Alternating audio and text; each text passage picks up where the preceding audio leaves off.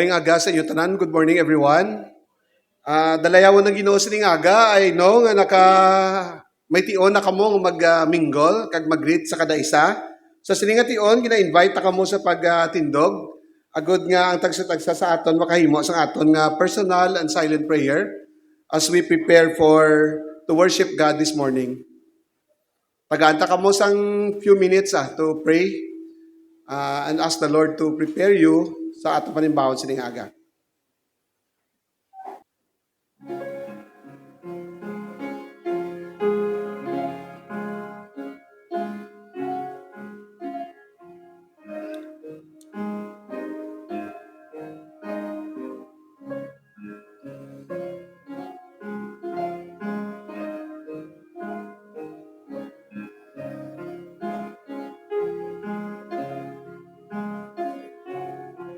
Ginoo, amay na mga langit nun, dalayawon ang imong ngalan sa among tunga sining aga. Salamat sang kaygyunan nga makapanimbahon kami Ginoo.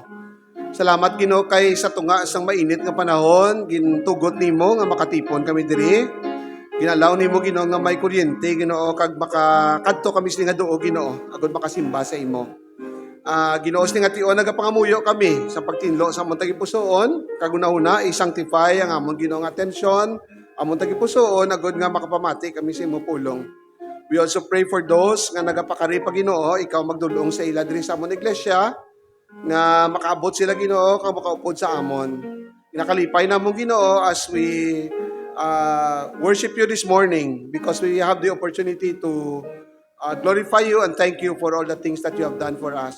We also pray for Pastor Errol, magawali siya sa imong pulong, ikaw magabless sa iyas ni Aga sa Sipalay. Gamita Ginoong pulong nimo sa pagtudlo sa mga kauturan na magapamati sina. We also pray for Pastor Glenn, magawalis ni Aga sa among tunga Ginoo.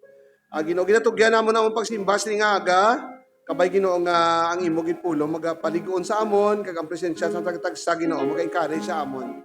Magpadayon kami sa pag-alagad sa imo. This we pray in Jesus name. Amen. Lingkod ka mo palihog.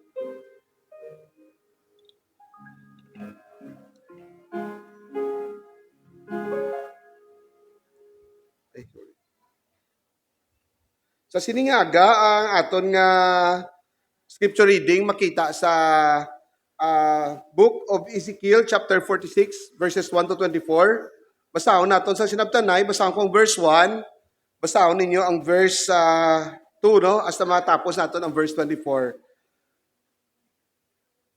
Basahon ko, ang pulo sila naghambal, nagsiling pagid ang Ginoong Dios, ang alagyan pakadto sa sulod nga ugsaran, nga nagaatubang sa sidlangan, kinahanglan sarado sa sulod sang anom kaadlaw nga tig-ubra. Pero abrihan ini sa adlaw nga inugpahuway kag sa tion sang piyesta sang pag-umpisa sang bulan.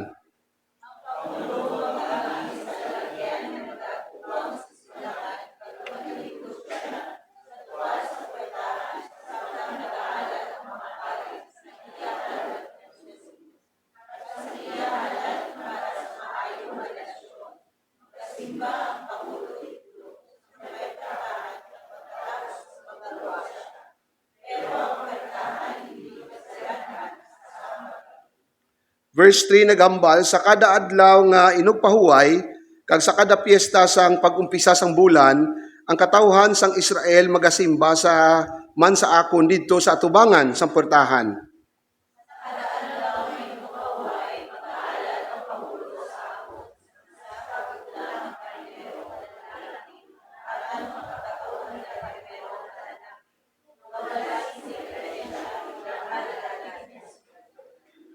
Ang halad nga regalo nga iupod sa gula nga karnero, tunga sa sako nga harina, pero pagusto ang Pangulo kung pila ang iya iupod nga harina sa kada bataon nga karnero, sa kada tunga sa sako nga harina nga iupod niya sa mga halad nga karnero, magahalad man siya sang 1 galon nga lana sang olibo.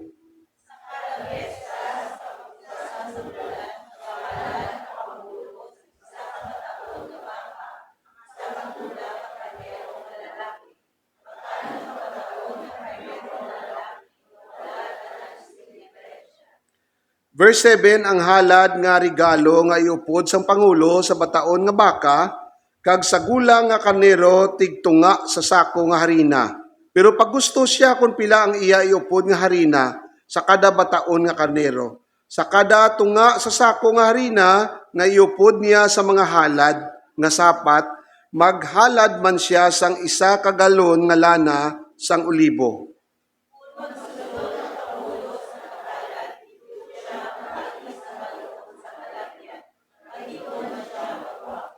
Kung magsimba sa akon ang katawhan sang Israel sa templo sang natalana nga mga piyesta, ang magsulod sa norte nga alagyan kinahanglan nga sa sur nga alagyan magwa. Kag ang magsulod sa sur kinahanglan nga sa norte magwa. Wala sing may magsulod gwa sa amo lang nga gihapon nga alagyan, kundi kinahanglan nga sa pihak siya nga alagyan magwa kung sa pihak siya nagsulod.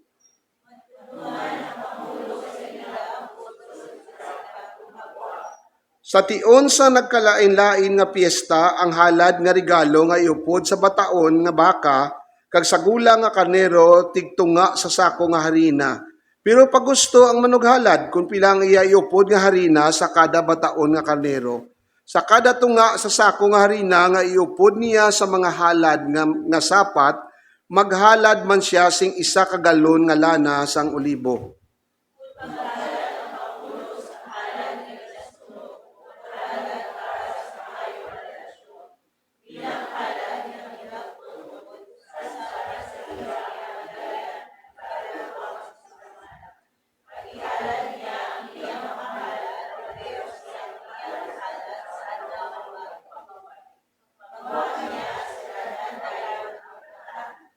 Verse 13, kada aga dapat may ginahalad sa akon nga karnero, nga 1 ka tuig, nga wala sing diferensya, bilang halad nga ginasunog.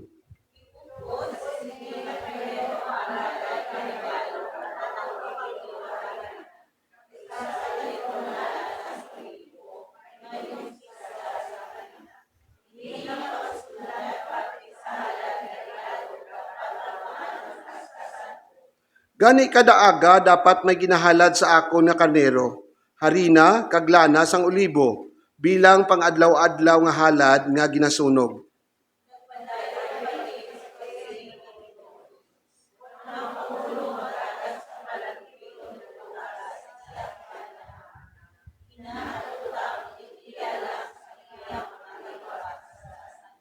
Pero kung ihatag niya ini sa isa sang iya mga sulugoon, mangin iya ini sang sulugoon hasta sang sa tuig sang paghilway kag pag-uli sa sina nga tuig.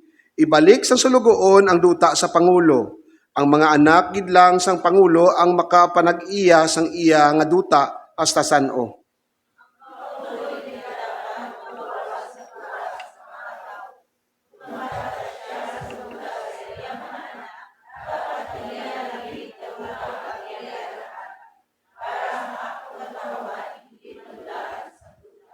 Pagkatapos sadto nga gindala ako sang tawo sa balaan nga kwarto sang mga pari nga nagaatubang sa sur. Didto kami nag-agi sa portahan nga ara sa kilid sang alagyan. Didto ginpakita niya sa akon ang lugar nga ara sa nakatundan sang sini nga mga kwarto.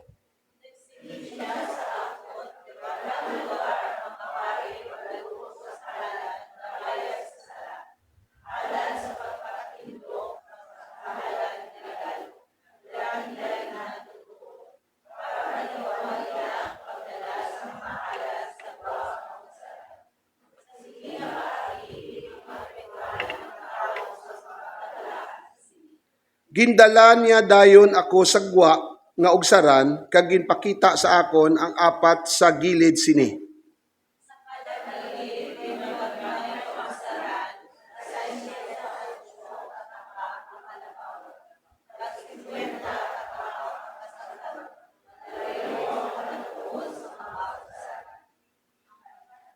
Verse 23, ang kada isa sini na palibutan sang manubo nga pader nga mga bato.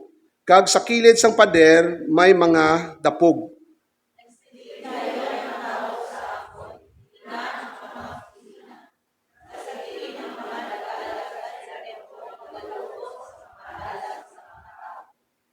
ang Ginoo magpakamayo sa iya pulong.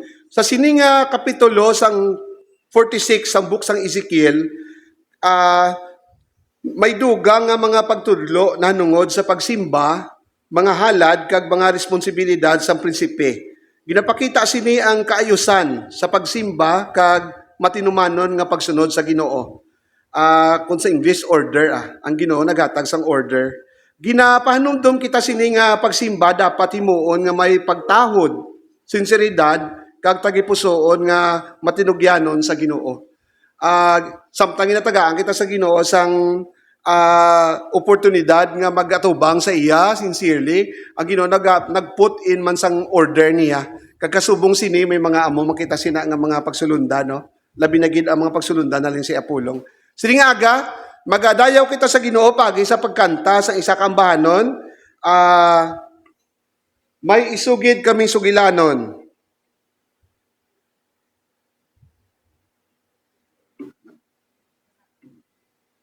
Okay. Gusto niya ko nabasahon ko, anay. Kag sa wala pa mag-abot ang katapusan, iwali sa bilog ng kalibutan, ang maayong balita, parte sa paghari sang Diyos, para mahibaluan ini sang tanan nga katawhan. Mateo 24:14.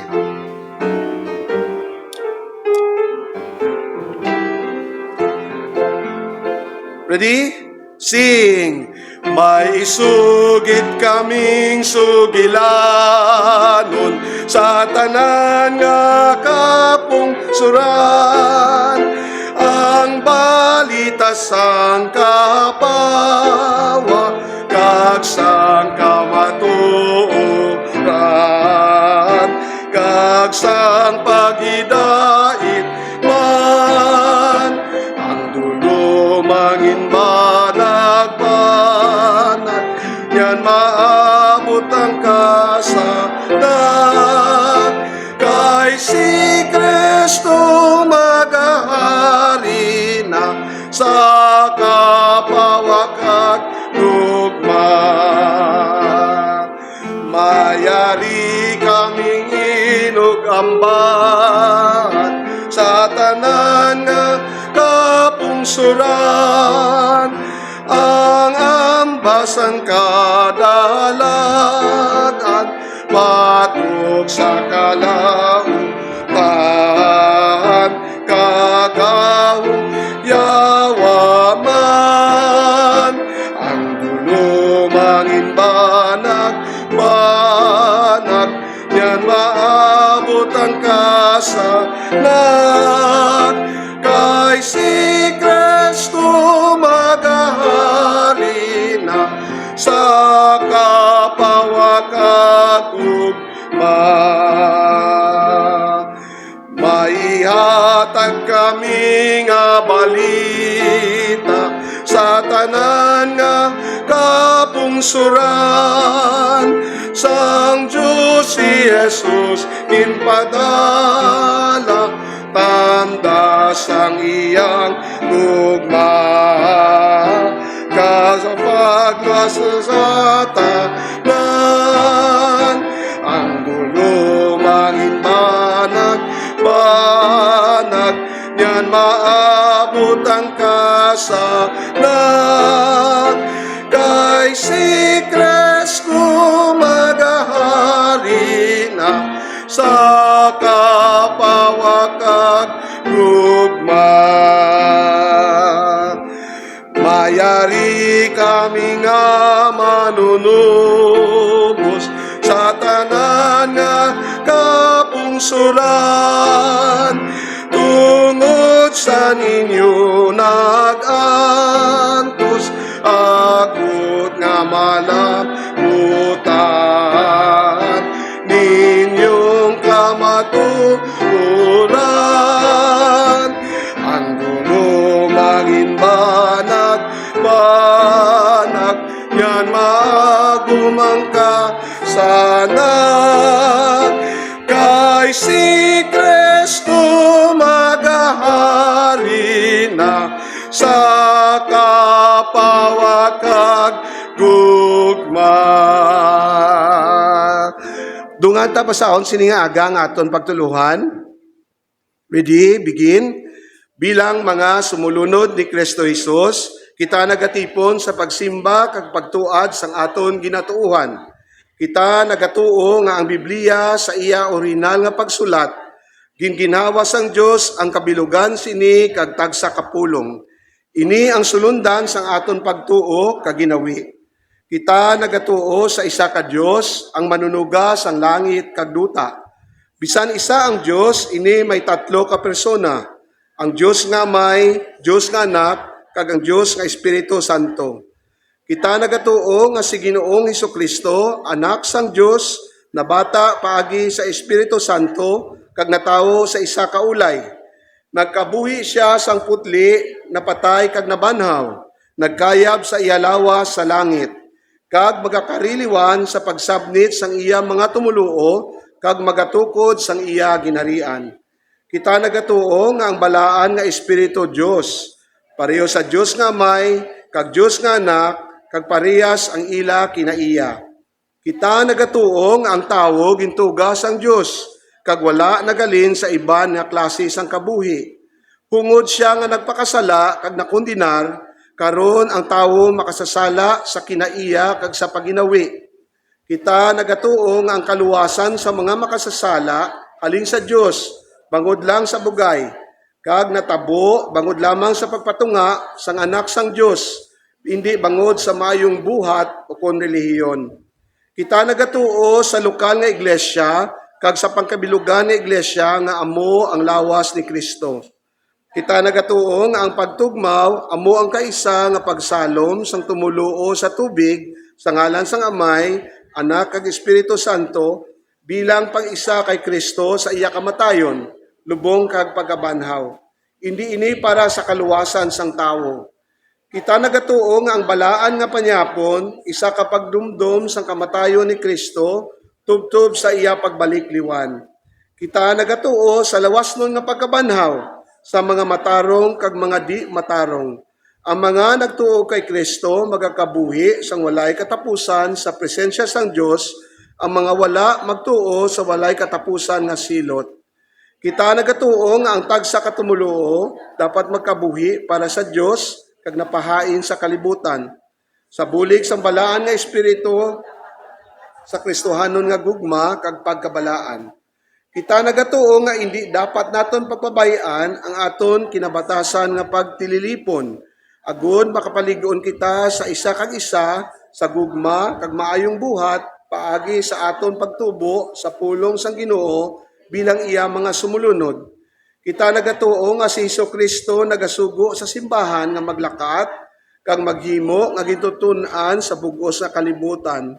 Kita nagatuo nga ang pinakamaayo nga mahimo sa aton kaugalingon amo ang pagpalangga sa Dios labaw sa tanan, kag ang pinakamaayo nga mahimo sa iban amo ang pagpakita sa ila kung paano palanggaon ang Dios labaw sa tanan. Ini nga aton nga pagpahayag sa aton pagtuo kag at the same time aton mga pangamuyo nga sa aton kabuhi ma-demonstrate tagid ang aton mga ginatuuhan kag ginapatihan. Another song, Pulong sang Kabuhi. Batuna ang iya mga pagtudlo kag tipigi ang iya nga pulong sa imo tagipusoon. Job 22:22.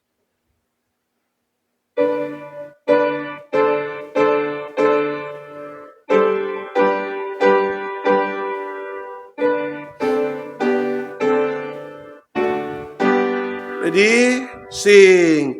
Sa liwat akong kantahon, pulong sang kabuhi. Ang katahom niya tan-awon, pulong sang kabuhi. Imo ako tudloan, pagtuop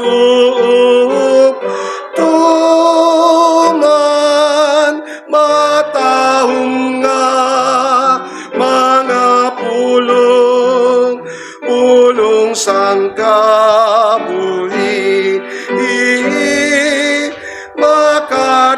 Makatiling nga lang pulong, pulong sang kabuhi.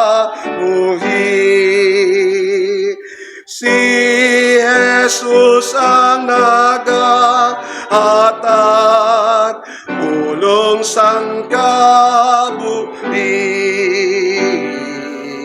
pamati ang panawag pulong sang kabuhi kinhatag way bayad sa langit nag-agad matahong nga mga pulong sang kabuhi matamis na nakang pulong sang kabuhi third matamis ang panawag pulong sang kabuhi ang kalinong ginatanyag pulong sang kabuhi Jesus malaanon kami sa gihapon matahong nga mga pulong sang kabuhi makatili nga lang pulong sang kabuhi. Salamat gid kag sa siningation magapamati kita sang pinsay sang pulong sa Ginoo. Kaupo di Pastor Glenn. Mayong nga aga sa tanan. Pasalamat ta sa Ginoo nga sa sininga aga maka tipon taliwat ka pasalamat nga nasuguran na ang aton nga building manog tapos ang aton nga part 1 sang phase 3 no kag hopefully let's pray nga by the succeeding Sundays maka saylo ta sa piyak no kag isa na ka bagay nga ginadayaw tagid ang Ginoo sa iya pag workout sa aton sa sininga mga tinion sinong Errol hindi ta kaupod subong because he is in Sipalay as he is invited to speak sa isa ka church anniversary dito. So pangamuyuan ta sila upod ni Josh kag ni Justin no kag sa sininga aga we're glad that again we can gather together and study God's word sa aton nga pagsugod. Let's commit this time to the Lord in prayer. Let's pray. Ginoo Diyos namon nga langit no palapit kami sa imo kay nagadayaw nagahimaya kung sisino kag kung ano ka sa tagsa naman ka kabuhi. Salamat Ginoo nga ikaw ang amon nga Dios nga manunuga, Dios nga manuluwas. Salamat Ginoo nga sa piyak sang amon yung pagka-rebuildi, ikaw Ginoo nagbalikid sa amon, nagpalangga Ginoo sa amon kag nagpadala sa kay Kristo Jesus nga mangin amon yung manuluwas. Salamat Ginoo nga ikaw matutom nga Diyos namon nga amay sa tiyon Ginoo nga nagpalapit kami sa kay Kristo. Nakita Ginoo namon ang imo nga Ginoo kaayo sa kaluwasan nga hatag mo sa amon kag sa pagbalikid namon sa mga nagliligad Ginoo nga mga inadlaw, mga sinimana, mga binulan sa amon kabuhi. Makita Ginoo namon nga ikaw ang Dios nga wala nagtalikod sa amon adlaw-adlaw naghimuno ka sa amon kinahanglanon nagapabaskog ka Ginoo sa amon nga mga kalawasan kag labi pa gid Ginoo salamat sa imong promesa nga ikaw magakariliwat kag ikaw Ginoo bag-o Ginoo sang tanan. Salamat Ginoo nga sa siniya kalibutan may ara kami nga paglaom sa imo nga sa piyak Ginoo sang mga gakalatabo nga indi ayhan maayo sa amon nga mga mata pero makita Ginoo namon nga parte ini sang imong mga plano kag ang handom Ginoo nimo nga kami magpalapit kag magkabuhi Ginoo nga matutom asa sa imong pagkari. Salamat Amay nga sa siningation bilang imong mga kaanakan tipon kami kag makasimba Ginoo sa imo. Kabay pagid nga sa amon nga pagkanta maghalin ni Ginoo sa tagipusoon nga may kalipay sa pag-fellowship namon sa isa kag isa sa amon nga paghatag Kay labi pagid Ginoo sa siningation sa amon niya pagpamati sa imong pulong. Kabay pagid Ginoo nga ikaw bukas sa amon yang mga mata, sa amon yang mga panghuna-una nga makita Ginoo namon ang mga bagay nga gusto Ginoo nimo ipabalo sa amon halin sa sininga bahin sa imong mga kasulatan. Gapray kami Ginoo kabay pagid nga sa sininga aga ikaw Ginoo mag-ula sa imong pagpakamaayo kay maghatag Ginoo sa amon sing kaalam sa pag-insindi Ginoo sa imong pulong. Kapamuyo kami nga makagwa kami sa sining balay alampuanan nimo nga na punan Ginoo sa imong pagpakamaayo kagabay pagid Ginoo nga makambal kami nga isagid ka nami nga butanga kami Ginoo nakasimba kag nakatipon kag naka fellowship sa isa kag labi pagid Ginoo nakapamati sa imong pulong. Ginatugyan ni Ginoo namon nga tion sa imo kabay pagid nga ikaw ang madayaw kay mahimaya sa amon tunga karon sa ngalan ni Jesus. Amen. Gapadayon ta subong sa aton nga pagtuon sa libro sang Matthew.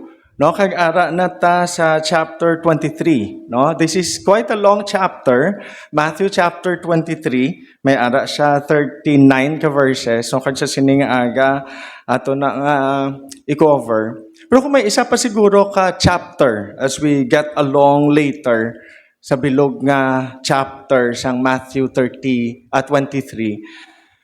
ma-realize ta nga isa sa siguro sa pinaka-prangka kag pinaka-brutal nga chapter sa bilog nga Bible. No? Gatuon ko sini makita mo nga daw si Jesus no holds bar in relation sa mga tao nga ginahambalan niya sang palaabuton nga judgment. No? At this point, kung tulokon ta ato nga context for quite a time, nagsugod ta, kag nag-pick up taliwat sa pagtuon ta sang Matthew, si Jesus sa sininga point, nagsulod na sa Jerusalem, he is now on his final week. Kag sa sininga simana, he will be crucified. No? So makita ta ang senaryo. Pagsulod niya sa Jerusalem, makita ta ito nga nagkadto sa temple, nangakig sa, kaya ang mga Jewish leaders, religious leaders were very corrupt. Ang templo nga mangin lugar sa pagpangamuyo, agoy nangin business hub na sa Jerusalem. And then, may mga confrontations. Sang last 2 Sundays, na tunaan ta ang question and answer ni Jesus with the people who would like to plot against him, who would like to put him down, who would like to trap him. But we realize also nga ang Ginoo sa iya kaalam hindi maperde. Oh? And then at the turn of the chapter 23 sang Matthew, makita ta ang straightforward nga sa way ni Jesus, straightforward nga paghatag sang paghukom sa mga tao nga kung tulokon ta sa sininga time, the last people you could ever think of nga hambalan sini sang Ginoo. No? Kagina nagsugod ko nga kung may isa pa siguro ka pinaka-brutal nga chapter sa bilog nga Bible, amo ni ang Matthew chapter 23. Kag makibuta nga ang ini nga chapter wala na address ni Jesus sa mga grabe gid nga mga kasasala. Wala yagin address sa mga murderers, sa mga kawatan, sa mga rapists. Surprisingly, in-address niya sa mga religious people. No? Kag ang ini nga chapter gapadumdom gali sa aton that religion in itself, kung reliyoso ka nga tao, makonsider mo nga reliyoso ka nga tao, does not necessarily mean relationship with the Lord. Kaya pwede gali nga reliyoso ka, pwede gali nga sa mata sang tao, do ka nami sa imong kabuhi, pwede gali nga sa imong adlaw-adlaw nga pagkabuhi, you do all the rituals of religion, but you can be totally wrong. Oh? Kaya kanami nga reminder sa aton, samtang gatuon ko ni gaka-remind ko sa hambal bala ni Apostle Paul sa 2 Timothy chapter 3 when he said that in the last days, difficult days will come. Kagintag isa-isa yan na, di nga difficult days because this will be the characteristics of people.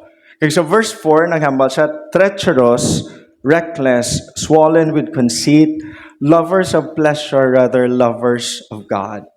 Kaya sa verse 5, very, very reflective, naghambal siya, having the appearance of godliness, but denying its power. Pwede gali, nga may purma ko sa pagka-Diyos nun, pero sa likod sina, wala gahom, wala essence, wala realidad, because in the first place, wala ta relasyon sa Ginoo. No? Kaya sa sininga aga, as we talk about when is the time that religion becomes wrong, we'll learn some principles, 3 principles, yung makambal ta, ang akon ayhan nga ginasunod-sunod nga reliyon, ang akon ayhan ginasunod-sunod nga pagtulunan, ang akon ayhan ginasunod-sunod nga pagtuo, tuod ni sa or tsakto, makita ta sa sininga chapter as we look at the principles, when is the time that religion or being godly, quote and quote, nga ga-serve ka kuno sa Ginoo, becomes wrong. No? And the first point I'd like to share, religion is wrong when it promotes self instead of submission to God. Nag-open si Jesus sa verse 1, then Jesus said to the crowds and to His disciples, no? Makita tang context, ara ang bilog nga crowd, mga disipuluya ara present, and probably katipon ang mga tao, and then kung madumduman ta sa chapter 22, bago-ulang ang mga scribes and Pharisees na sapo ni Jesus, na supo ni Jesus, no? Sa atong remember, tatlo ya ka question, no? Tatlo nila ka question, is it lawful to give taxes to Caesar? Kag ang sabat ni Jesus, given to Caesar, what's due to Caesar, given to God, what's due to God. Ang pamangkot sa mga Sadducees, mga liberal nga mga religious leaders during this time, may resurrection ayhan, ang isa ka babae nagpangasawa kapito sa langit, sinong iya nga bana? Na kag nagsabat man si Jesus, sala gid mo kay wala ka mo gatuon sa Bible. Kag ang katapusan niya question, what's the most important commandment of all? Kay nakita tada ang sabat, naghambal si Jesus, you shall love the Lord your God with all your heart, soul, mind, strength, love your neighbor as yourself. Naglaban-laban siguro ang audience ni Jesus, ara gyapon magpabilin. So amazed about how Jesus answered, and while He was speaking to the crowd, no? Wala huya-uya, diretso sa hambal, the scribes and the Pharisees sit on Moses' seat. Nagamba siya, ang scribes are actually writers of the law, pero hindi lang sila gakapi sang law. They kumbaga sa aton, subong time, they are the scholars and the theologians. Not all Pharisees are scribes, but all scribes usually are Pharisees. So kung sa aton pa, inang pastor sa, pero theologian pagid sa, scholar pagid sa. So the scribes were the more knowledgeable of the time. Kung may mga issue sa Bible, may mga issue sa scriptures during this time, palapit sila sa scribes, kag mamangkot. And usually, scribes are also lawyers. Like sa sininga point, may mga tendencies that they are also given responsibility with regards to Jewish communities. So kung tulukon ta, ang scribe medyo taas-taas yung position. The Pharisees are the religious leaders who are conservative. No? Sila niya ang mga istrikto kaayo to a point nga sang pagbalik na sa mga Israelites sa exile, no? Doon natunga ang grupo sa mga pare to a point nga may ara sa Sadducees, amo to silang do mga liberal, kag may ara ang mga Pharisees, amo silang grabe gid ka istrikto sa law, no? To a point nga dapat plastado paghugas ang kamot.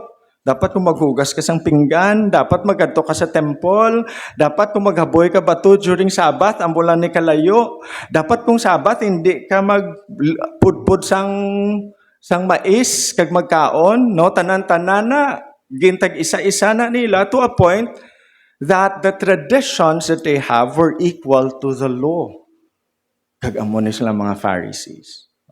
And we take note nga amo ni ang punderya sang chapter 23. No? Kag gapamati ko siguro as an ordinary Jew, Pharisees are being respected, scribes are being respected.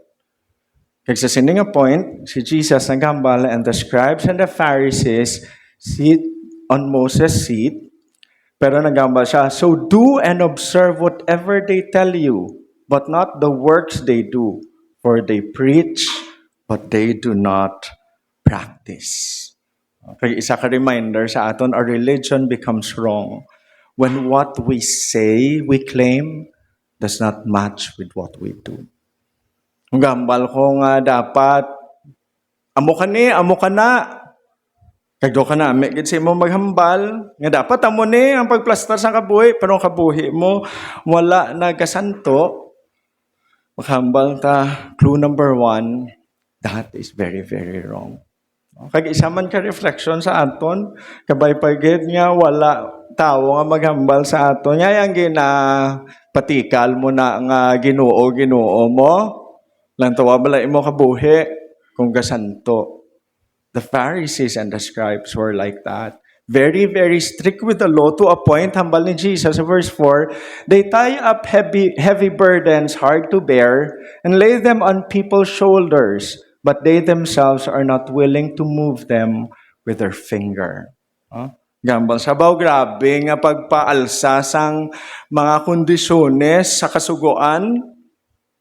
To a point nga daw ang mga abaga sang mga hambalan nila daw magalusdak na.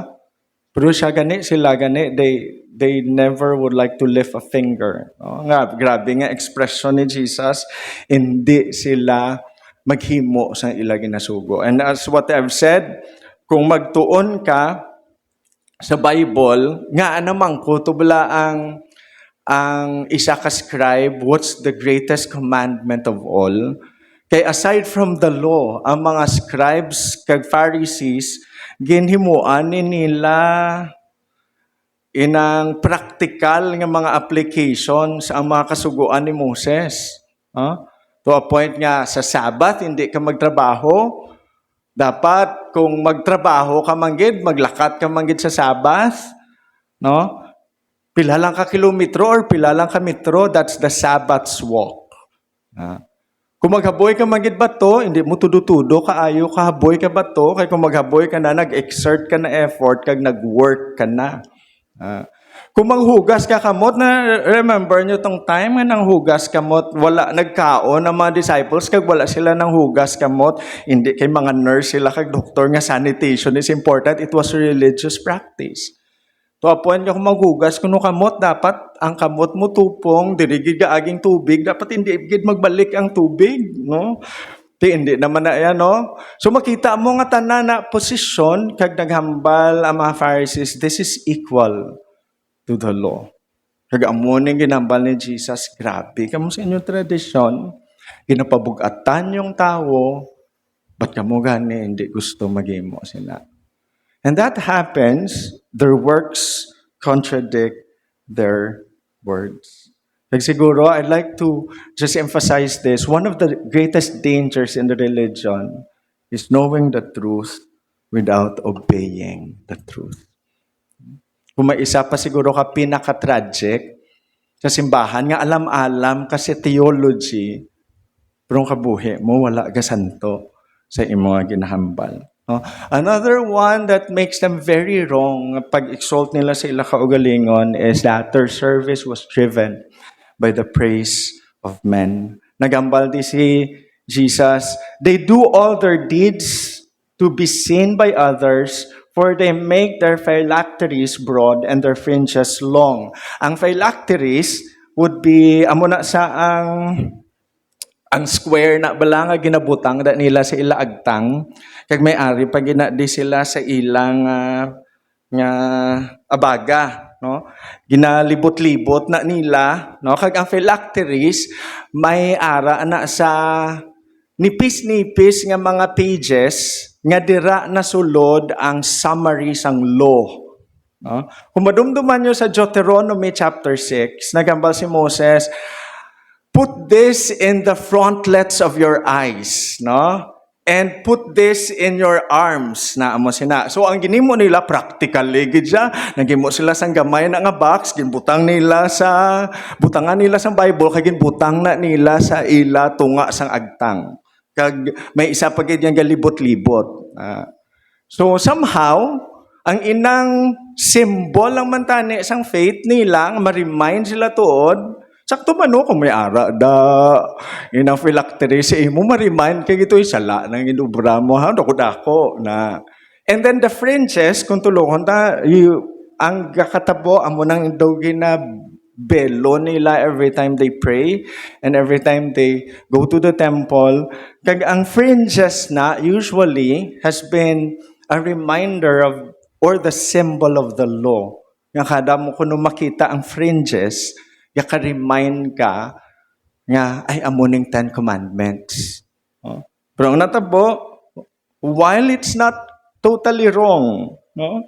Kaya tuod man da mo magita tuod reminder, no, sa ato nya balay kung may frame kada sang pulong sang Ginoo, those are reminders, no?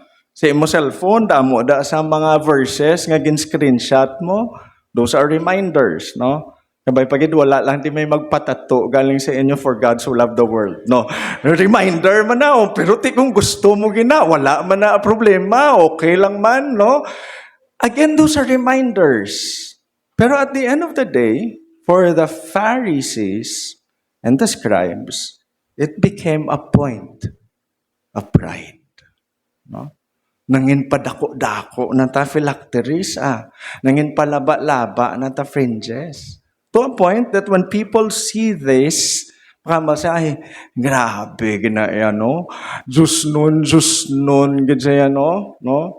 Sang una, sang gadala, pata sang Bible, may joke mo, dako-dako, padak-anay Bible, dala sa simbahan, no?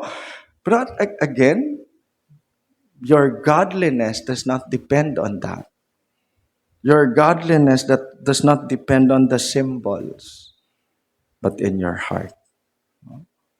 Kaya nagambal da si Jesus, ang problema sa ila, they love the place of honor at feast and best seats in the synagogue, amuning daw ila chapel, there is lagasimba, and greetings in the marketplaces and being called rabbi by others. Kag amuni ang problema nila, when we're talking about this chapter, nagambal si Nung Errol, nga siguro, isa ni ka-verse nga mag-remind sa aton nga kung pag-alagad mo bala sa Ginoo, ang sentro, hindi ang Diyos, kag imo kaugalingon. Even though you're there in church every Sunday, kag-alagad ka sa iya nga ang hando mo, hindi kadayawan sa Ginoo, kundi imo nga self-exaltation, it will always be wrong. Amo na siguro nga may mga time sa aton kabuhi, no? Nga gaalagan man ta sa Ginoo, ari man ta di, pero daw do hindi ko malipay how. Base bala tuod in the first place sa laaton motibo. Base lang kadto ta di sa simbahan, pakilala lang sige, naka-checklist nako, attendance check nako, okay nako, nakasimba nako. Pero base bala hindi tuod-tuod nga relasyon sa Ginoo. And that's the problem with these Pharisees. Kag may seryoso di ngambal si Jesus, kag kung hindi ta mabutang sa konteksto, daw mamangkot man ta sa atong kaugalingon na hindi pwede, nagambal siya. But you are not to be called rabbi. Nagambal siya, pero kamuya, ambal sa mga disciples, going against the picture of the Pharisees, kamuya dapat tawagon rabbi. Ang meaning sang rabbi is teacher, or mentor, or discipler, for you have one teacher and you are all brothers. Ang nagambala di si Jesus, hindi dapat sa inyo magtawag rabbi, nagsugpon pagad siya. You shall call no man your father on earth, for you have one Father who is in heaven. Alangan tawagon ko dason si Papang Ernesto. Hindi na ko magambal tatay. No?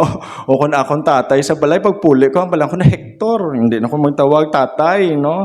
So, again, si Jesus, nagamal, do not call anyone Father on earth. Kaya nagsugpon pa siya, neither call instructors. Ang iba niya translation, leaders. No? For you have one instructor, the Christ.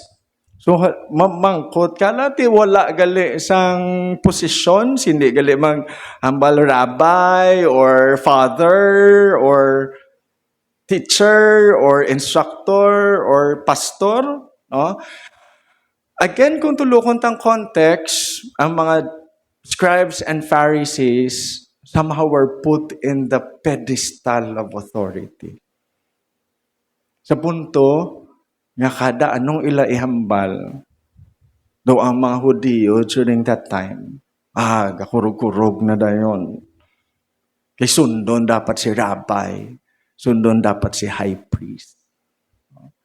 Kanami lang pala nga ma-realize that Jesus is clarifying here nga hindi dapat nga wala title sa church or hindi mo dapat i-respect ang isa ka position sa isa ka person. But when you come to a point nga ina nga position mangin abusive na kagdo position na sang Ginoo, that becomes very wrong. Manamian ko sang hambal bala sang isa ka website. Jesus also was not teaching that there should never be positions of authority in the body of Christ. Rather, he emphasized, and I'd like you to take note of this, all leadership roles in the church should be seen as opportunities to serve the Lord and others. So kung ako, ginatawag niyo ko pastor, may mga elders ta sa church, may mga deacons ta sa church. Those positions are not to a point of becoming authorities in the church, but rather opportunities to serve others. So ma-realize ta nga kada magtindog kami di sa pulpito, we do not carry our own authority, but the authority of the Lord Jesus Christ. Nga sa iya nga pulong, tananta na paidalom sa sininga otoridad. Kag kung may pastor man din nga mag hari-hari sa punto nga daw Diyos na siya, okay, it's something to be rebuked. Because all of these positions are for recognition that Jesus, God, is the supreme authority. Kasi Jesus can emphasize yan because true worship or true service recognizes the supremacy and authority of God. Nagambal siya, the greatest among you shall be your servant. And he said, whoever exalts himself will be humbled, and whoever humbles himself will be exalted. Ang word up pala ko nga exalt, active na siya, intentional. Nga akong sisinod ang kapataas-taas. Ang word naman niya kuno nga humbled, passive. Ang kakatabo, somebody will do that for him. So kung maglabot sa point nga, ako magpatikal-tikal, magpataas-taas, may maabot gid ang tion, you will be humble. Somebody, and kabalota, ang Ginoo will humble you. And at the same time, whoever humbles himself, intentionally, ang word na dako sa literal is putting yourself low, no? And then will be exalted. No? So, sa sininga point, wala na da balaga emphasize sa aton nga kung mag-humble kang tuod nga humility, wala nagapakanubo sa kaugalingon mo to a point nga wala ka na value. No? Kaya ang tuod nga humility is putting others more important than yourself. No? Wala ka kaulugan nga manago na lang kuya kay humble ko. No? Wala, or hindi na lang kuya maligo, ya kay humble ko. No? Hindi ya mo na, no? Wala ya ga put down sa kaugalingon. No? Kisabi may concept sa humility, no? Nga biskan ikaw ang first honor kag hambalon ka, congratulations mama. Hindi ay kamuya batuna pasalamati nga again congratulate ka. So humility does not mean nga wala mo gina panginwala ang mga successes nga ginahatag sa imo sang Ginoo, but humility is being sure of your position. That's why you can go down and serve others. Anong example sa humility? If you can remember, we studied John chapter 13. when Jesus washed his disciples' feet. No? Kaya ano ng instance, just observe what true humility is. Jesus, knowing that the Father had given all things into his hand, and that he had come from God and was going back to God. So si Jesus, kabalo siya kung sisino siya. Anak siya sa Ginoo, halin siya sa Ginoo. Verse 4, he rose from supper, he laid aside his outer garments, and taking a towel, tied it around his waist. Ari bala guys, naanad ko sa klase ko. Ari bala mga utod. Yun ang pangtawag ko lang sila guys sa klase ko mo. Kung hindi ka sigurado sa posisyon mo bala sa kay Jesus, hindi ka makaalagad sa iban. Kimamal ka nga, pasensya na, attorney ko. Paamuhon mo lang ko na sa simbahan. Doktor ko. Paamuhon mo lang ko na sa simbahan. Namulang na ang akon da nga obrahon. Do ka insulto sa akon profesyon how. Pero sa totoo lang, aring kondisyon because Jesus knew that regardless of him washing his disciples' feet, wala may mag-change sa iyang identity as the Son of God. Kaya namin, ibalang reminder sa aton, diri sa simbahan, ang aton identity, wala na base sa aton ginaubrata, kundi na anchor sa aton identity sa kay Jesus. No wonder we can wash one another's feet. Because I'm sure that my position in Christ is secure. Ang muna ako mag-alagad ko sa akon nga utod, sa ano nga pamaagi nga makaalagad ko sa iya, it's not stooping down to a point ka daw panginwala mo na imo kaugalingon. In fact, nakamba kasi imo kaugalingon ang akon nga posisyon wala na base sa akon ginaubra nga amo na iya ang sitwasyon sa kalibutan niya Sa kalibutan, ranggo taya. Pero sa kay Jesus, pwede ko diyagali makaalagad sa isa kag isa knowing that my position is secured in Christ. Kag amo nang natabo sa kay Jesus, he was confident kaysa paghugas siya sang mga tiil sa iyang mga disciples, which was the responsibility of the lowest servants. Hambal sa wala na base ang iya value sa iya ginahimo because he is secure in his position in Christ. And verse 5, it reads, then he poured water into a basin and began to wash the disciples' feet and to wipe them with a towel that was wrapped around him. And it's a reminder for us to be humble.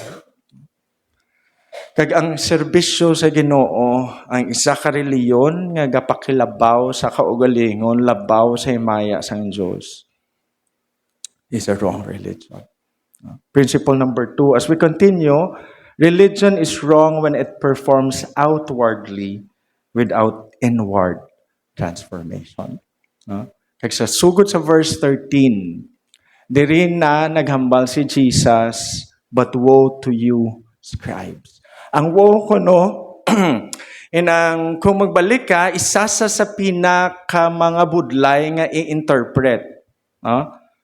Inang gapamati ko sa original nga Greek, nga i-pronounce ang woe is like an expression. Gapamati ko sang pronunciation, huway. So sang si Jesus, mahuway! Na daw ka, gapangakig ka, nga daw ga-pronounce ka judgment, nga daw naluoy ka man. Amuna ko ang original nga connotation sang woe. Amuna nga sa aton, daw inang nakalabot ta sa punto balang sa sobra mo nga emotions, sa sobra mo nga kainit, sa sobra mo nga kaakig, amo na lang na expression ang nagwa sa mga baba. No, hindi siya kuno actually word, pero daw expression. Hindi man siya pamuyayaw, hindi man siya cursing, no? But it's an expression during their time, pronouncing judgment, but also at the same time, pity. So amo ni ang meaning sang woe, no? Nga ang gahambal sini naga-pronounce ang judgment, grabe ang emotions. Kag kung makita tadi karon amo ni ang gingamit ni Jesus nga expression, no? Kag address to the scribes and the Pharisees, kag gingamit siya nga word hypocrite, no? Sa original nga word under judgment. Kaya nga, gingamit ni siya kuno nga term sa mga theater actors. No? Nga they are under a mask. Amo na akong kapamati, kakuno galantaw ko sa ila, do magpakot. Kasi nuna sa nga tao man, kaya hindi klaro because they are actors. Amo na kuno ang word nga gingamit. Kung tulukon mo kapamati, bala ang mga Jews, especially ang scribes and Pharisees, actors during this time were part of the Greek entertainment, no? Kag daw kung sa aton ba bala, daw nagamit si Jesus ang isa ka term nga makibot ang mga Hudiyo nga ang mga Pharisees nga grabe sila ka traditional sa kasuguan nga do hindi gani magtandog sang kalibutanon nga mga bagay ginkumparar sa isa ka actor, sa isa ka play, sa isa ka entertainment nga sila mismo gani they condemn. Pero anong rason ni Jesus? Because all of this was just a show. Nga kung sa aton pang ini nga mga Pharisees were hypocrites because they just simply have outward rituals, show, but no real inward transformation. No? Kag nagsugod siya sang una nga woe, for you shut the kingdom of heaven in people's faces, for you neither enter yourself nor allow those who would enter to go in. May isa ka theologian nga nagambal literal kuno nga kwan kung kingdom ni be ara ka sa plasyo, ara na gida tani sa imo og saran, pagsulod ya da ginsirahan mo pertahan. No? Do amo na kunong picture sa mga religious leaders paghambal ni Jesus nga ara nagid sila sa pertahan sang simbahan. Makakilala na gitani sila sa Ginoo galing kay tungod sang inyo kabuhi, you shut them out of the kingdom. First woe, no? So makita ta they shut people out of the kingdom. Kag inang kasubo bala panumdumon nga kung may isa pa siguro kabagay sa iglesia nga nagpapalayo sang mga tao sa simbahan, amo na siyang kabuhi sa mga Kristohanon at times. Si Mahatma Gandhi, naghambal siya, I love the Christ in the Bible, but I hate the Christians. Kaya kaagi sa kunong mian sa New Testament, basa yung New Testament, from Matthew as sa Revelation, kag nanamian sa kay Kristo, kag may naglabot sa point nga nagsulod siya sa isa ka Christian nga church, sa pertahan pa lang ginsaway siya, maano ka diya? Kaya sa India may anak sila, you remember ang caste system nila, nga grabing racial discrimination. And then dito nagambal si Gandhi, I love Christ, but I hate Christians. It's like shutting the door of the kingdom. Kag isa ka nami nga reminder sa aton nga bay pagid nga ang kabuhi ta hindi amo sinino nga mabasa nami nagid ko da tani sa masabagaling kay pagsulod ko da nakita ko akon nga office mate akon nga to ay dira man sa gala hindi na lang no kabay pagid nga hindi na matabo sa aton nga sa kabuhi ta may mga tao nga nang stumble kaya wala nang palapit sa Ginoo. Those were the scribes and the Pharisees. Nagsugpunda sa verse 14, sa New King James, ginkuha ko lang because ang ESV, dula na nila sa ilang translation because they base it on an earlier version nga wala na include si verse 14, no? Pero ang pagambal sa iba yung mga Bible scholars that probably verse 14 was a footnote related to Luke. Kaya kung magbasa ka sa Luke chapter 11, ang ini naman niya nga passage is actually quoted there. No? Galing kay probably sa later nga mga manuscripts, makita ta that sa Matthew, sa ginbasihan sang King James Version, na-include ni nila. But it does not negate the truth because this is also found in Luke chapter 11. Nagambala, woe to you scribes and Pharisees, hypocrites, for you devour widows' houses and for a pretense make long prayers. Therefore you will receive greater condemnation. Ang supon pagit sa verse 15, woe to you scribes and Pharisees, for you travel across sea and land to make a single proselyte or a single convert. And when he becomes a proselyte or a convert, you make him twice as much a child of hell as you yourself. Kalain manong. Wala ka. Ay, napasulod ko na sa simbahan. Kabuhi, lain-lain, gid. O, pagkabato niya kay Jesus, bunog lain. Pag iya kabuhi. so ina sa mga life, kung ang sentro bala sang pag-alagad mo sa Ginoo, imo kabuhi. Hindi ang kadayawan sa Ginoo. Basing mga tao nga gina-disciple mo, imbes nga gabuot, galala. Okay? They corrupt people. Another point also sa next nga woe, they distort truth. Nagambalda si Jesus, woe to you blind guides! If anyone swears by the temple, it is nothing, but if anyone swears by the gold of the temple, he is bound by his oath. No?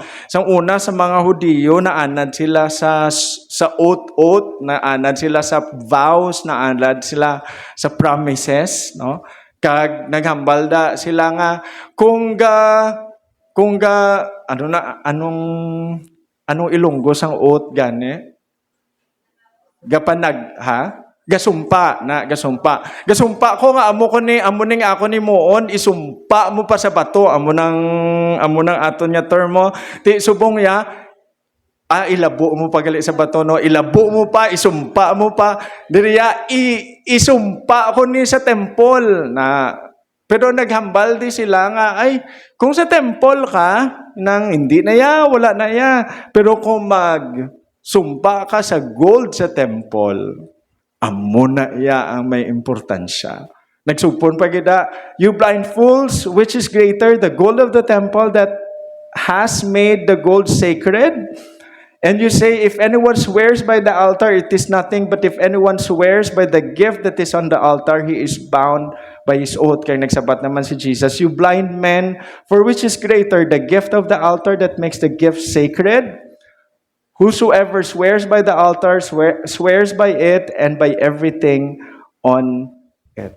Ang point naman ni Jesus, nga dapat maghimo ka sa imong vows, pero do nagsalahaw. Do imbis nga sa templo ka ubra sang imong vow, nag-focus ka na sa gold. Nag-focus ka na sa gift. Kag kung magpanaog ta sa ano nga rason nga gin-emphasize ni nila because of greed. No? Kay parang ang mga tao will bring more gifts. Ang mga tao will bring more offerings because they eye the gift more than its reality. No? Kag sa sininga point ang gambal si Jesus, bulag ka mo because you distort the truth. No? So next nga mga verses, they emphasize the minor while neglecting the major. Nagambalda sa verse 23, woe to you scribes and Pharisees, hypocrites, for you tithe mint and dill and cumin and have neglected the weightier matters of the law, justice and mercy and faithfulness. This you ought to have done without neglecting the others. Isa pagit sa mga ginapanghimo sa mga Pharisees, they're very strict in tithe. Kag ang ari di bala mint, dill, cumin, ina pating mga black pepper na bala nila, mga seasoning, mga curry powder. Nakabakal ko 100 grams, ang 10 grams na idalon ko sa temple. Tight. Oh. So amo nang punto ya. Grabe ka mo ka stricto sa mga detalye. Pero kung may ara sa tupad balay nyo nga nakawatan, may ara sa tupad balay nyo nga na-rape, may ara sa tupad balay nyo nga kinanlan bulig, you don't even give justice, mercy, and faithfulness. Kaya pwede gid, no? Pwede ba lang nga pagsulod di sa simbahan, mayo lang man hindi na di amo ning kultura ta. Grabe ta ka istrikto. Dapat ang palda mo ha, inang 1 inch below the knee ha. Di pwede Dapat ang heels mo ha. Maglapaw da gani sa 3 inches kuha na ha. Taas-taas na. Hindi na glorifying. Oo. No? Kasi ano may mga amutan na concept. Nga ang mga ginagmay nga mga bagay na wala magid na sulat sa Bible, dira tayo nag-focus. Pero kakalipat justice, mercy, faithfulness. Kaya kung i-summarize ko na sa isa, we forget love. No? Nga nag-inistrikto ta sa mga bagay nga pwede lang man tani mapalipas kaya hindi magid mo na kadako nga issue. Pero sa mga issue nga tuod-tuod, especially with regard to love, we forget. Kabay pagid nga we will be not like them. Kaya sa verse nga sunod, nga balda, you blind guides, straining out a knot and swallowing a camel. Kanami kay Jesus, no? Yung pamati kaning guro kay Jesus, sagad-sagad sa magkuhan nga, grabe nga sala nyo sang lamok or sang insekto, pero ginatulo nyo lang man yung camel. No? Sakto, no? Grabe ka istrikto sa mga gagmay, pero sa mga tuod-tuod tani nga dapat istriktuhan, pawala lang. No? Another woe also, they focus on externals. Nagambal din si Jesus, woe to you scribes and Pharisees, hypocrites, for you clean the outside of the cup and the plate, but inside they are full of greed and self-indulgence. You blind Pharisees, first clean the inside of the cup and the plate, that outside also may be clean. Sagwa lang, nami, external, kung may tao, pabuot-buot, kung wala man no? Nabalang term sa English, character is who you are when no one is watching. No? Pwede gidya amo na kita. No? Kasubo man no, kung inang gabuot ka lang kung ari ka di sa simbahan kay kadamo sang mga nakakita. Pero kung ikaw lang isa, kabalo ka nga, hindi ka amo na. No? Because you just focus on the external. No? Next nga woe, number 6, they appear righteous but are spiritually dead. Sa verse 27, woe to you scribes and Pharisees, hypocrites, for you are like whitewashed tombs, which outwardly appear beautiful, but within are full of dead people's bones and all uncleanness. Nagsupon si Jesus, you also outwardly appear righteous to others, but within you are full of hypocrisy and lawlessness. Kag amo ni siguro ang pinakalain nga sa atubang sang tao, balaan ka, pero sa sulod, motong description ni Jesus pala, daw panson, puti-puti sa gwa. Pero ambot kung may-ari sa inyo, mabukas ang panson. Ambal kung anong makita mo da sa sulod, na munang example ni Jesus. Sa gwa, puti-puti, tinlo-tinlo, nami-nami. Ang nangabisita ka bala sa Patio November 2, kay puti-puti. Tanan na, bago pinta, tanan no. Pero bino, buksan mo na. Amo ng example ni Jesus. Kag pwede gali that we appear righteous in church but remain spiritually dead. And number 7, nga, they continue the murderous rebellion of their fathers. Okay, so verse 29, nagpasa, woe to you, scribes and Pharisees, hypocrites, for you build the tomb of the prophets and decorate the monuments of the righteous. But in reality, nagambal ka mo, if we have lived in the days of our fathers, we would not have taken part with them in shedding the blood of the prophets. Nagambal sila nga, kung ato kami to sa time sang mga prophets to, sa kay Jeremiah, sa kay Elijah, hindi kami maghimo sa maging panghimo sang amon nga mga ninuno nga nag-disobey. No, pwede takarason nga amo sina, mambal to balang nano man to si Adan kag si Eva man nga nagpakasala man to sila. Kung ako to si Adan, hindi ko tayo mapasugot. Or kung ako to si Eva, hindi gid ko to ya. No, sa tuod lang ang hambal ni Jesus, kung ato ka mo to, hambal sa mga Pharisees, you will become partakers of their works. In fact, nagambal na siya, thus you witness against yourself that you are sons of those who murder the prophets. Kaya may ginambal di si Jesus sa verse 32, fill up then the measure of your father. Kung anong ginsuguran sa inyong mga ninuno to, nga sige pamatay prophets, tapusan nyo. Kaya ano na din gina-refer ni Jesus in this week, they will shout, crucify him, crucify him. Sa sininga semana, ang mga scribes kag mga Pharisees gaplot na how they will be able to kill Jesus, and we know the rest of the story. Kinkonsyaba nila si Judas, kinkwa nila si Jesus. I think 3 days after nga si Jesus gapray sa Garden of Gethsemane, dito na daso nakita na plot ang pagdakop sa kay Jesus, and after that, of course, we know what happened. Those were the Pharisees. Kasi si Jesus pala nagambal, you serpents, you brood of vipers, how are you to escape being sentenced to hell? Huh? Hambalan ka sang Ginoo, manog ka. Inang sa Tagalog mas confident, ahas ka, no? No.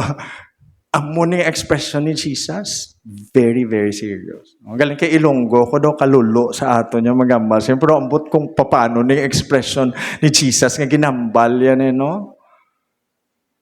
Nagambal sa mga manuog ka mo.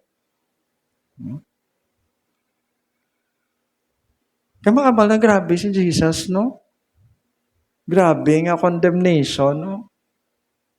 Sobra-sobra naman to ya, Lord, ya. No? Pero nga namin, di ba sang patience ni Jesus Christ? Because you will see as we go to the last chapter, and this is the third point that I'd like to share. Religion is wrong when it rejects Christ instead of receiving Him. Kung labot ka sa point sa imong kabuhi, nga ang ginasunod-sunod mo nga pagtuluohan, ang ginasunod-sunod mo nga reliyon, wala nagatuo kag nagapati kay Kristo, that will be totally wrong. Kaya diri bala sa katapusan nga chapter, makita ta ang patience ang Ginoo. Nga nahambal ni sang Ginoo ang pito ni kauwa, no? Nga daw nagmahay gid sa, nga daw gapangakig sa. Pero upod sina ang kaluoy kay nga sa verse 34, therefore I send you prophets and wise men and scribes, some of whom you kill and crucify, some you will flog in your synagogues and persecute from town to town. And we see the rest of the Bible. We see nga halin sa sugod, sa pagpakasala palanggid sang una nga tao, we see the redemptive work of God. Nagapanawag sa tao, balik ka mo sa Ginoo. Pero ang issue, hindi ang pagpanawag sa Ginoo, ang issue, ang pagpamati ta, at pagsunod ta sa Diyos. Nagsupon din sa, so that on you may come all the righteous blood shed on the earth, from the blood of the righteous Abel to the blood of Zechariah, the son of Barakiah, whom you murdered between the sanctuary and the altar. Si Jesus, gagamit isang examples. O ang tao, amo gini, halin sa sugod-sugod nga martyr nga si Abel. Hasta sa katapusan nga martyr nga Jew nga gumakita. This is in the account of 2 Chronicles. Nga ginpatay man sa mga Hudiyo ang isa ka propeta. Gambal si Jesus nga, oh grabe ko magpanawag sa inyo. Padala ko prophets, pero sige nyo man patay nga patay. Wala nyo man ginapati. Okay. Sa verse 36, truly I say to you, all of these things will come upon this generation. Kag upod sang huwa ni Jesus Christ. Upod sang woya sa verse 37. Nagambal siya sang isa na yaka daw pagpanghakroy.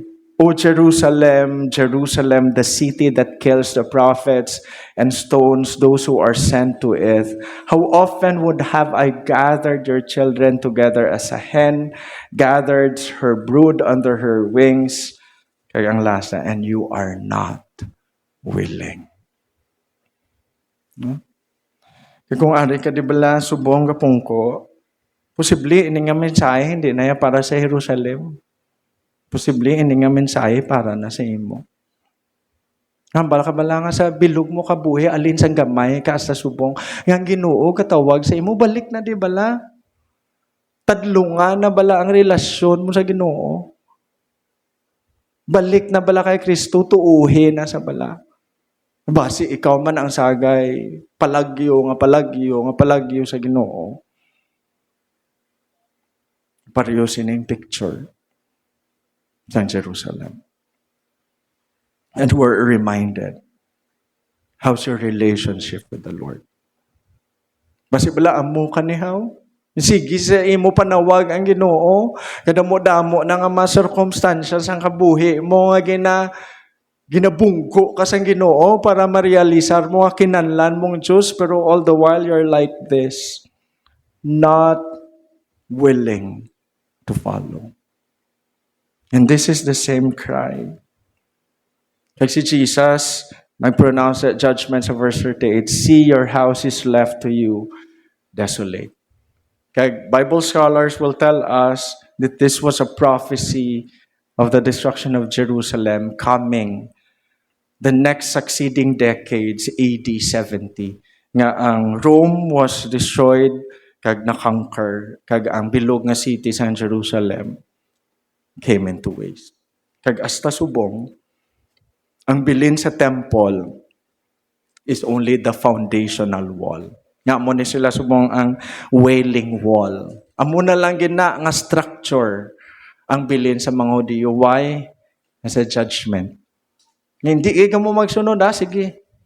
I'll give you what you want. Kung may isa kong pinakaladlukan, bala nga judgment sa Ginoo, pabayaan ka na lang. May isa pakaladlukan nga judgment nga, kung anong gusto mo, sige, ibigay. Kag pabayaan ta. Pero kanami, di bala, as we end, pasalamat sa Ginoo nga oo, may mga tiyon sa atong kabuhi nga ginadisiplina, taka ginadjudge sa Ginoo. And for this point, the nation of Israel was judged as an unfaithful nation. Kagin butangan sa Ginoo judgment. Na makita, ta subong, mahambal ka bala nga, kung hindi ka magpati sang Bible, nga tuod, lang tawalang balang kakatabo subong sa Middle East. Because you see the prophecies unfolding. No? Nga ako hindi tuod ang Bible, nga ang anong ginambal sa Bible, ara gyapon ang kinagamo to sa Jerusalem, ara gyapon tong kinagamo sa Middle East. And we see that this is just part of the judgment. Pero kanami sang promise ni Jesus. Nagambal siya sa last verse. For I tell you, you will not see me again until you say, blessed is he who comes in the name of the Lord. Ang word bala ko nga until, for I tell you, you will not see me again until gives us a picture of hope. Nga sige, gubon kong Jerusalem, pero maabot ang tion that the next time you see me,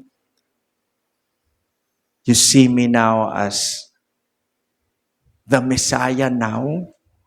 Malabot ang tion niya kabay pagid sa Romans kung gabasa ta maabot ang tion that all the Jews will come to know Christ and will accept Him as Messiah. Amo ni ang prophecy ni Jesus. At this point, mga Bible scholars, gambal nga ang ministry ni Jesus sa Jews has ended. Kaysa sinina nga si Mana, hindi na siya mag-minister but he is awaiting his crucifixion. Kaya mo na nga gambal siya, kaya kung tulukon nyo, after sang resurrection ni Jesus, wala na siya nagpakita sa dako-dako nga crowd. Wala na siya actually nagpakita sa bilog nga unbelieving Jews. Kung makita nyo, ang ginpakitaan niya na lang are His disciples. Hasta nga sa iyang ascension.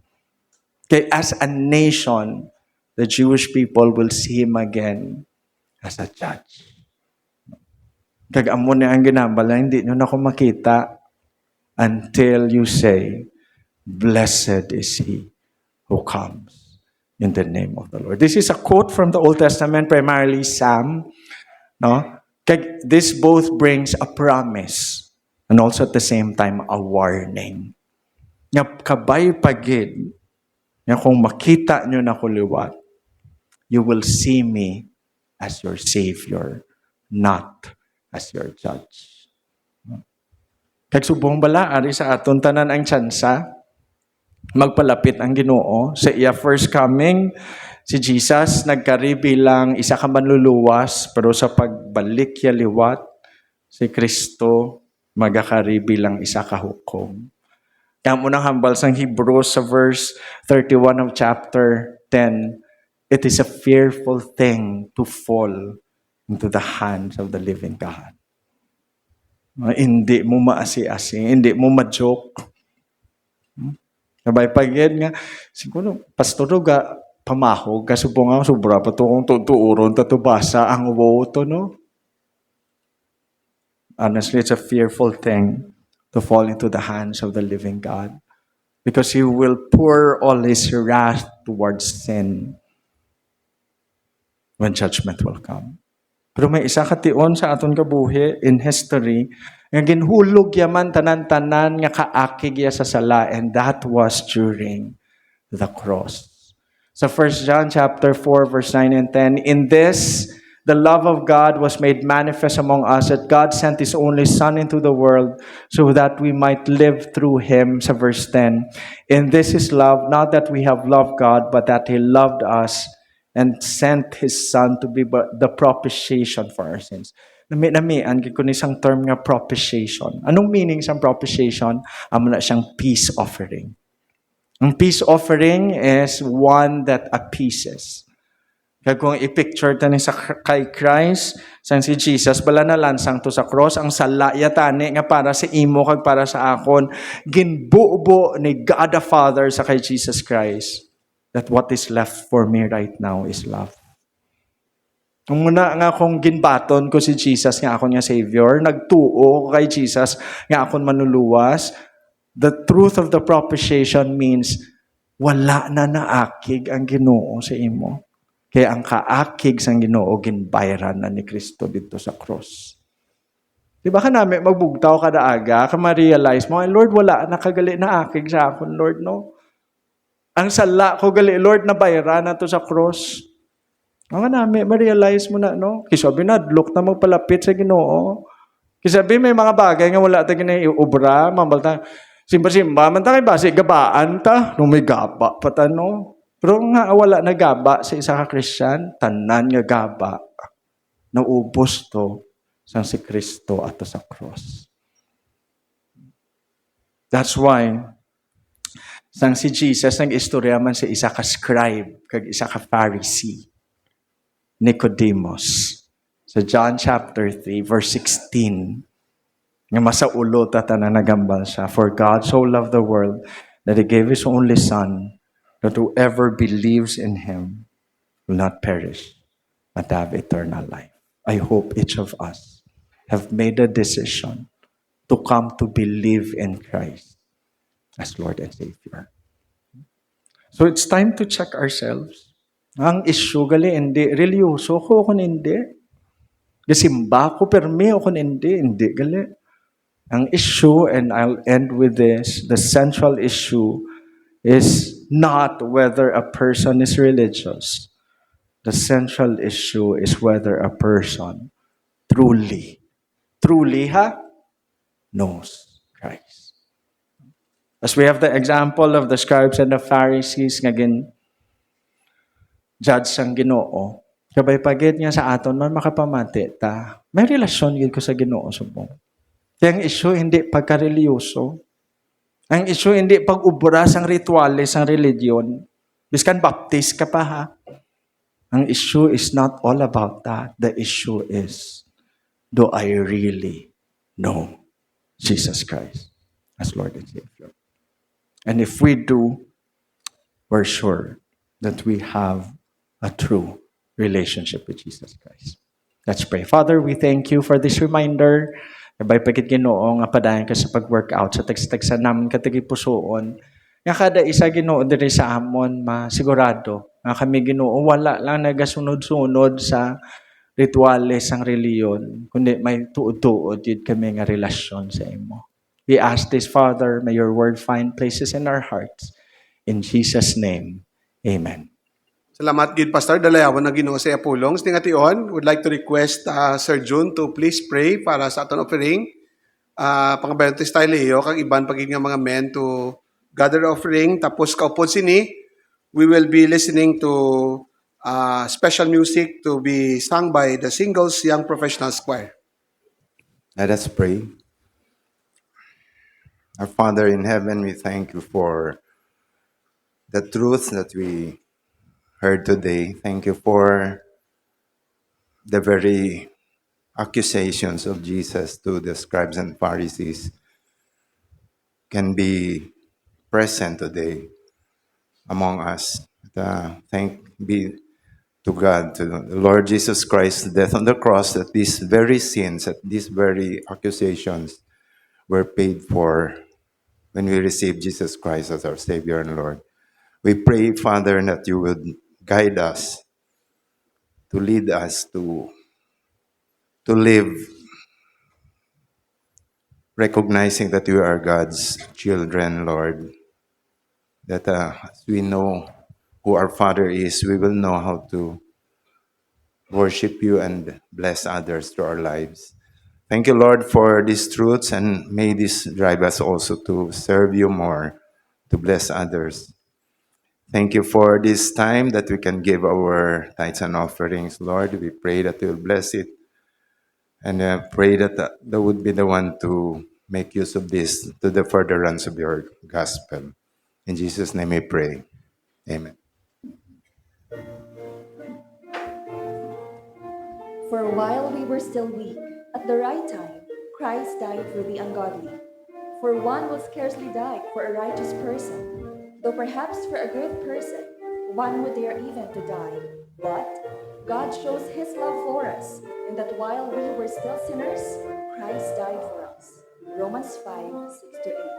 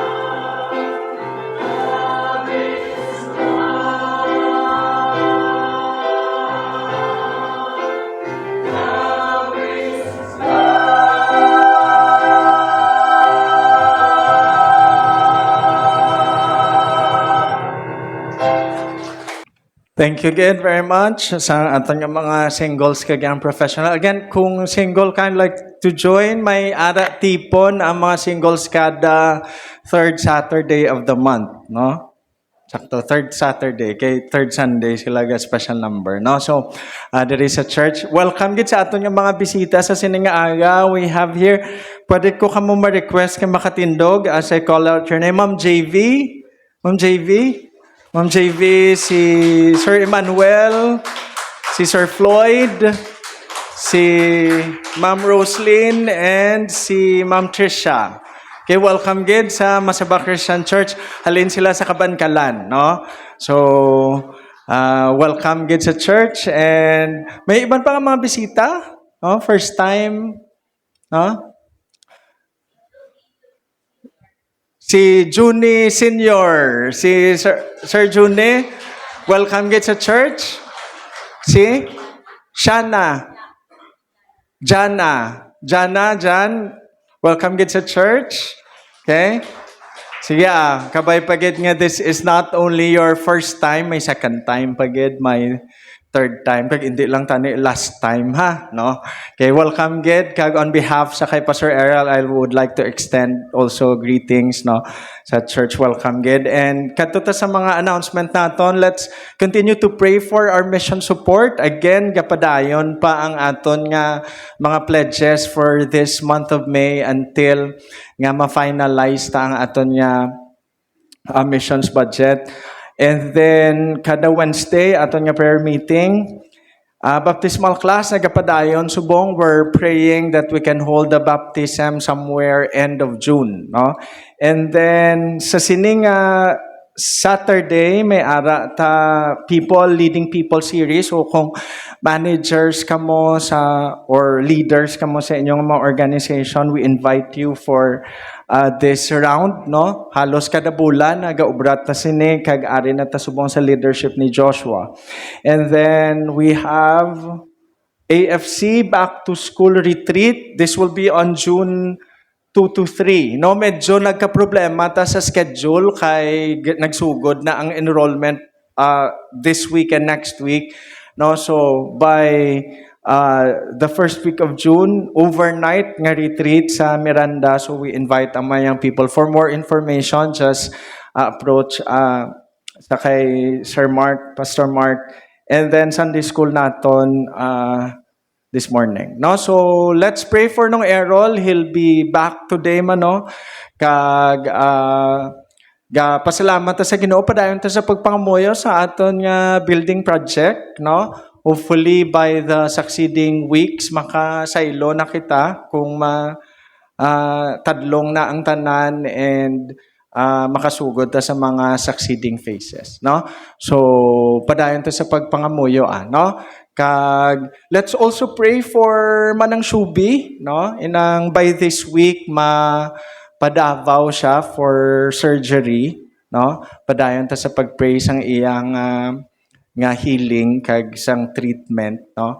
Kag please do extend word of encouragement sa iya, no? Sa sininga point, no? But let's continue to pray for her nga ang ining masakit will be for God's glory. No? So, I think wala naman gid ko sa iba yung mga announcement. Balik ko yung time sa aton nga leader.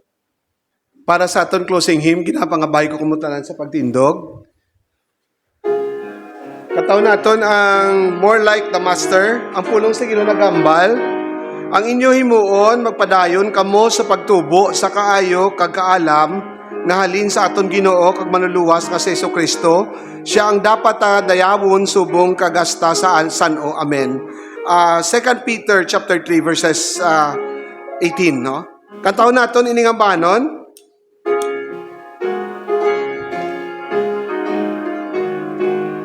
Ready? Sing! Luyag ko nga magsubong kay Jesus, subong sang iya nga pagpaubos. Dakong kaisog kag dakong kasidla, dakong pagtugyan sa hilikot niya. Kuha ang kasing-kasing nakon, mangin imo nga kaugalingon ang sala ko imo nga panason di pigia ko nga sa gihapon pag-ampo ko magsubong kay Jesus kag kusog pagpasan sang krus dakong kainit sa pagpaningua sa pagpandaog sang mga nadla kuhaan kasing-kasing nako mangin imo nga kaugalingon ang sala ko imo nga panason ti pigia ko nga sa gihapon magkabuhi ka subong kay Jesus kag ipahayag kung gugma sang Diyos kag pagtumili sang kaugalingon subong kay Jesus ang ako nandumo kuhaan kasing-kasing nakon mangin imo na kaugalingon ang sala ko imo nga panason di pigia kung asagipon. Thank you, Gid. Magatakop kita sa pagpangamuyo ka po ni Pastor Glenn. O Ginoo kabay pagid nga ang mensahe sang kanta nga ang handom namon mangin pareho sa kay Kristo mangin tuod-tuod gid amay sa amon kabuhi. Kaya pasalamat kami amay nga pwede nagali, posible nagali nga mangin pareho kami kay Kristo kung amon Ginoo desisyon nga magpalapit sa imo, maginulsol sa amon nga mga sala, kay magkilala kay Kristo nga amon nga manuluwas. Salamat Ginoo nga paagi sini ang amon Ginoo kabuhi mangin bag-o kag ang amon Ginoo kabuhi mangin isa ka kahalamutan nga bagay Ginoo sa imo. Gani amay kapamuyo kami nga kabay pagid nga tagsa-tagsa sa amon nakahimo sang sining importante nga desisyon nga magkilala sa kay Kristo nga amon nga manuluwas. Ginoo kabay pagid nga bilang imo makanakan sa pag-atubang namon naman liwat sang sini nga semana gai kami Ginoo sang bugay nga magkabuhi para sa imo nga mga tawo amay nga wala pa nakakilala sa imo makakilala nga makita Ginoo nila kung ano ka kaayo kag kung ano ka kadako sa amon Ginoo kabuhi. Amon pangamuyo amay nga kabay pagid nga mangin pagpakamaayo kami sa iban. Karon kabay nga ang gugma sang Dios nga amay ang bugay ni Kristo Jesus kag ang gahom sa balaan nga espiritu mangin sa aton karon asa sa walay katubtuban kabay pa.